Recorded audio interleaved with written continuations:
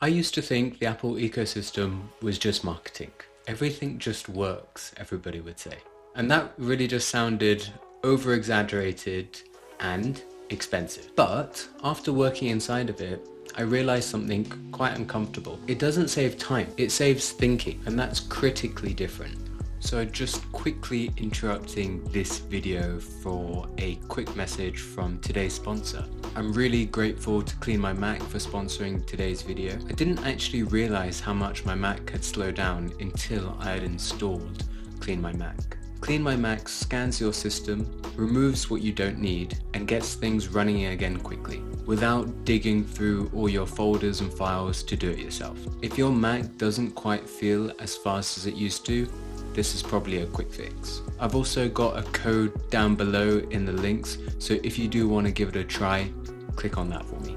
Alright, back to the video. If you work across different devices all day, moving files, pictures, videos, or even just text grabs, the Apple ecosystem doesn't make it faster, but it removes all of these micro decisions that you have to make. And those micro decisions are what drain you. That's what I had misunderstood. Now, I didn't get it because for years I'd mixed devices. I had a Windows laptop, Android phone, Google Drive, random cables, and mostly manual transfers. And within reason, it worked quite well. If your workflow is pretty light and you just use one device, normally you don't need an ecosystem. You just solve one friction at a time and move on. So I just assumed that the Apple ecosystem was a polish on top. It was nice to have, but not structurally important. And that assumption held until my life and my work became a little bit more fragmented. When your work looks like meetings on Zoom or Teams,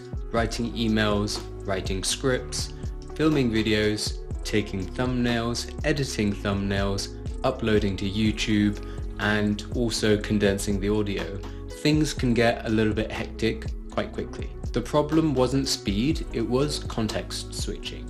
You start asking really silly questions like, where did I save this? Or which version is this? How do I move this around quickly? And did that sync properly?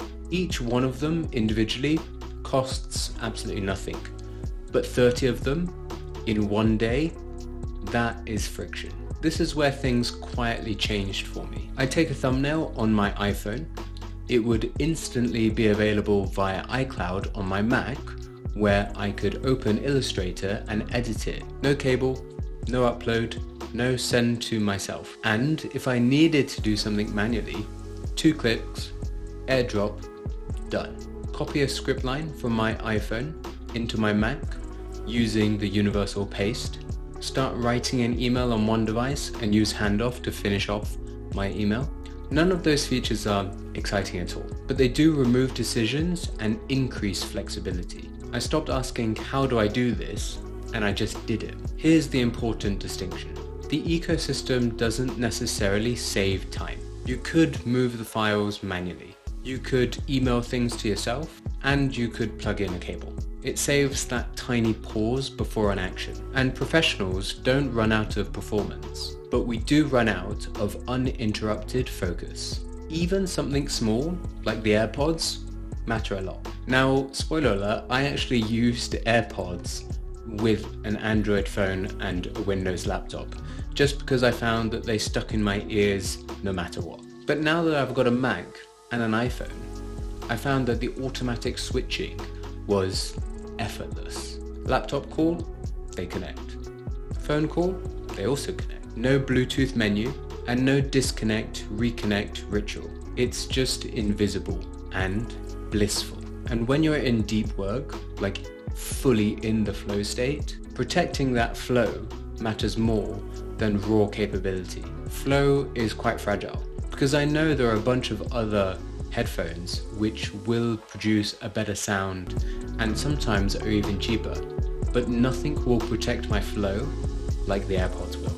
Now, there is a real compounding effect to this as well. Day one, it's pretty convenient. 1 week, yeah, it's a nice to have. 1 month, it's structural change. I found that I stopped babysitting my setup, and you stop sort of anticipating glitches. You stop thinking about your tools altogether, and that absence creates calm. And I think that's what people struggle to articulate. It's not really about the features, it's about fewer decisions every day. So who would actually benefit?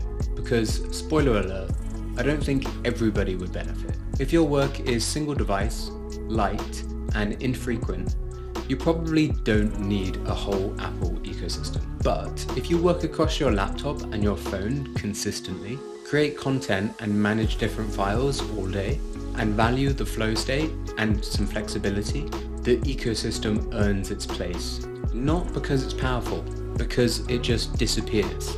I didn't buy into the Apple ecosystem for the performance or the sexy MacBook. I brought into it because I was tired of babysitting my setup. It doesn't make me dramatically faster, but it does make me hesitate less. And over weeks, that difference really compounds. That's the part that isn't visible in the spec sheets. Because once you can feel it, it's really hard to go back.